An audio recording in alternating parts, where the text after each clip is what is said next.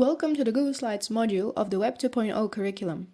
In this video, we will be covering everything you need to know about this powerful presentation tool from Google.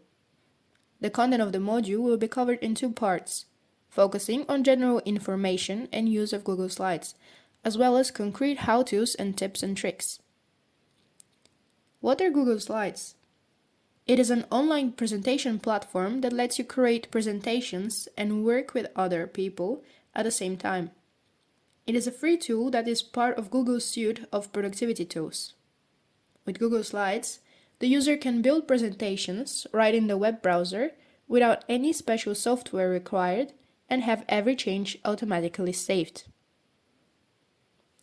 After completing this module, you'll be able to create effective and engaging presentations using the Google Slides software. The general function of Google Slides are that it enables the users to work with other people on the same presentation. It has the basic features of slide presentations, and the users can format text, add images, and use the provided layouts and themes. It also includes more sophisticated tools such as the ability to post online and great collaboration features. In order to register and use Google Slides, you can log in with free Google account for personal use or use G Suite account for business use. To get started with Google Slideshow presentation, you will need to first start by opening a blank presentation in PowerPoint. Then select Title Slide option. Type in your title and subtitle. Then select the background for the entire presentation. You can add new slides and set the transitions for your slides. You can add movement to your presentation with animation. Now, we will focus more specifically on the main functions. To create a presentation, you need to click the plus box. From here, you can choose a theme for your presentation. Drag a theme onto the Import Theme window from your computer, or select a file from your computer. Once you've selected the theme, determine the Google Slides aspect ratio of your slides. From File, go to Page Setup. There are the options of Standard, 4:3, Widescreen, and Custom. Click to the Add Text font. Choose a font for your text and font size. Define the text size and effects. You can use bold, italize, or underline your text. You can select font color and use text alignment. Define horizontal text alignment as left, center, right, or justified. You can use line spacing, and this option lets you add space before or after a paragraph and define a custom spacing. You can define various types of numbered and bulleted lists, decrease or increase text indents, and use clear formatting. You can also add bullet points. Each number below corresponds to the icon illustration above. After you're ready, you just click the Continue button and you get redirected to a place where you can edit the template. From here, you can choose what frame to put onto your photo. From here, you can choose the color of the frame. From here, you can choose how thick you want the frame to be. From here, you can insert different shapes. To rename your presentation after you have decided on the original topic, click on Untitled Presentation in the upper left corner of the screen and enter a new name. To add new slides, click the plus button on the upper left side of the screen. From here, you can insert a new text box on your slide. When you click on the arrow, there's a drop-down menu form where to select the layout of the slide. You can also add animations of the individual objects here. You can add transitions from here and adjust how fast the slides change. Also, you can insert different tables and charts on your slide. When you click on this icon, you can put a link on your slide. When you click on the Share button, you can share your presentation with other people.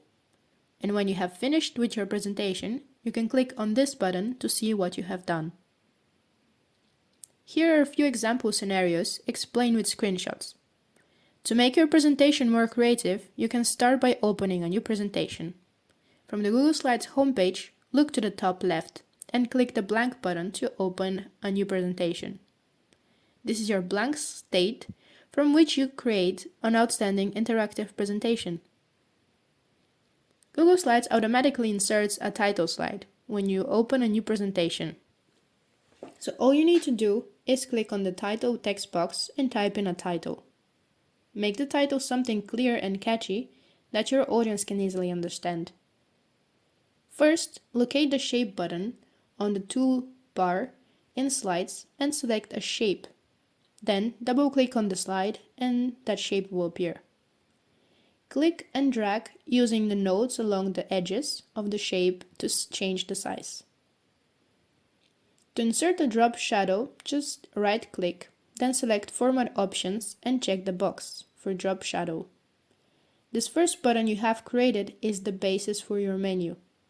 When you're happy with how it looks, replicate it so that the number of buttons corresponds to the number of sections in your presentation. Edit the text of each button to correspond to the section of the presentation. It will link to and ensure that the buttons are aligned in some sort of order. To use icons in your interactive presentation in Google Slides, click the Add-ons tab, select Get Add-ons, and then select the Insert Icon add-on. Then, under the Add-ons tab, a new option will appear, which is Insert Icons for Slides. Hover over this and select Open Sidebar to select icons. Then, once the sidebar appears, ensure that the icon set selected on the drop-down menu is Material Design. Create section header slides for each section of your presentation. Do this by navigating to the top of the page and clicking New Slide on the top left of the toolbar.